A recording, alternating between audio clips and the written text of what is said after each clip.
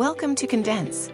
In this video, we'll show you how an admin can cancel an invitation sent to a user to join your organization. After logging in, first navigate to the Settings page from your dashboard. Next, scroll down on the Users and Roles tab. Here you'll see a complete list of users, their assigned roles, and all pending invitations clearly marked as pending.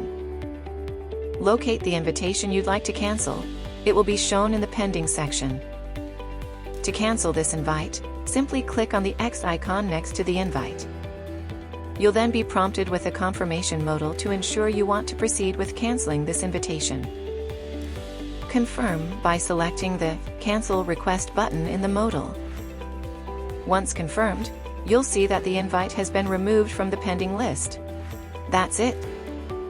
You've successfully canceled the user invite, and the recipient will no longer be able to join your organization unless re-invited.